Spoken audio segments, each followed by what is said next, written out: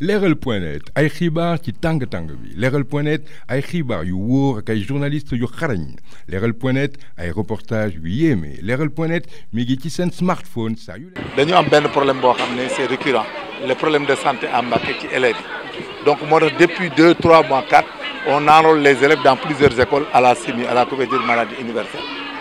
mais aussi on a aussi un problème de table-banc les élèves yi dañuy xale yi dañuy toog ci suuf di jàng xale yi dañuy toog ci suuf jàng école française nag xale mënut a toog ci suuf di jàng looloo tax ñu commencé aujourd'hui avec la BNDE de par son directeur général Seydou Nourou Sy à acheter des tables bancs que vous avez vu waaw dañu jënd tey ay table banc Seydou Nourou Sy moo ñu ko jëndal mooy directeur général lu BNDE moo ma ko jëndal ma indi ko Mbacké pour xale yi nga xam ne dañuy toog suuf di jàng loolu ñu arrêté ko léegi aussi gis nañ ne affaire sanitaire yi affaire propreté yi moo tax ñu jëndal lañu matériel propreté et que école bi aussi dañoo manifesté woon dañoo wane woon ne ñoom ne dañu am problème de santé pour ay xale yu fi jànge yoo xam ne amuñu couverture maladie donc banque bi aussi représenté par madame Thiam enrôlé nañ fi en attendant 100 élèves téeméeri élèves yoo xam ne dès la semaine prochaine ñu mën leen di faju normalement loolu commencement la rek moo tax maa ngi woote aussi que institution yi nekk Touba ak surtout les banques ak ñëpp ñu ñëw jàppale école bi fii à Mbacké parce que dañu am phénomène boo xam ne ñun rek ñoo ko am Mbacké Touba léegi ñëpp a yóbbu seen doom yi école te xale yooyu yëpp Mbacké la ñuy jàng loolu amul fenn Sénégal Dakar élèves yi duñ jàng ji Rufisque ñoom ñëpp ah Kaolack élèves yëpp duñ jàng ji ngir ngi neew donc loolu problème la boo xam ne problème bu ñu war a xoolaat la ci réew mi jël ko en compte et tout de suite du luy xaar li ñuy wax naan lépp ay mesures exceptionnelles la war a doon donc loolu ma fi indi tey parce que bu ñu demee ci école yi ba xale yi di toog suuf di jàng et puis nga dem ba xale yi di toog ay 5, 6 ay classe de terminale 100 élèves ay yooyu donc loolu lu ñu war a xool la donc dans tous les domaines dañoo war a ñëw gérer waat école française bi au niveau du département de Mbacké pour renforcer les capacités la logistique ak lépp ba nga xam ne dana dem loolu nag BND kese moo agir boobu parce que bi ñu ko signalé benn problème bu am ci école bi ñoom aussitôt en une semaine dafa def le nécessaire en la personne de son directeur général le monsieur Seydou Nourou Sy moom moo ñu jox matériel bii ngeen gis pour que ñu yóbbu yéen ñi boo fekk tout de suite xale yi toog di ci jàng matériel de santé bi ak xale yi nga xam ne ñu amoon problème kii nettoyage xale yi amoon problème santé yi enrôlé nañ leen en attendant loolu day continuer léegi nag comme ni ma koy wax Mbacké institution yi fii santé yi nga xam ne ñoo dox normalement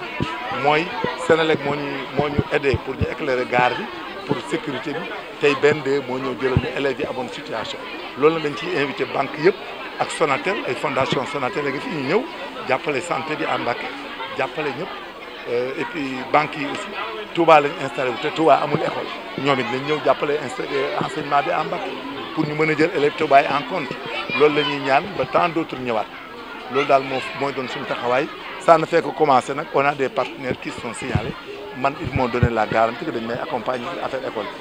li waa ak affaire nutrition moom xam naa fi ñu koy defee daa def correspondance yi bu loolu il faut ñu def ko parce que dañu am ay sañcaan fii dañ fi am ay sañcaan ay ñoo xam ne maara dayem ci non ni ñu ñëwee ci suñu zone bi dafa doy wax dañoo takk seeni sar rek ñëw taxaw donc ñooñu déjà chaque jour ñu ngi wut 1000 francs ñoom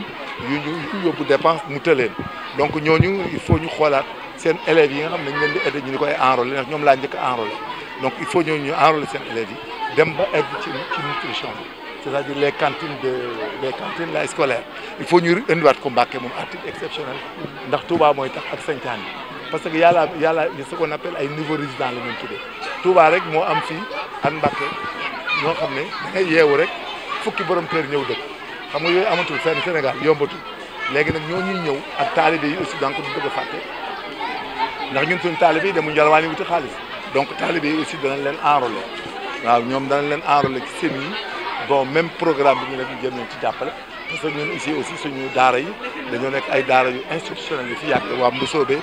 waa Gaawaan waa Paaleen ñëpp dañ fa am ay daara yu taxaw yoo xam ne il faut ñu jàppale ndax ay daara yu yàggalu donc daal ñun daal ñu ngi xool suñuy pexe bopp yoo xam ne on va accompagner l'État et on va adhérer à la politique de l'État mooy sémi bi du président Macky Sall et puis on va essayer d'annihiler les difficultés yi nga xam ne moom la doomu aadama dund fi Leral.net ay xibaar ci tàng-tàng bi Leral.net ay xibaar yu wóor ak ay journaliste yu xarañ Leral.net ay reportage yu yéeme Leral.net mi ngi ci seen smartphone saa yu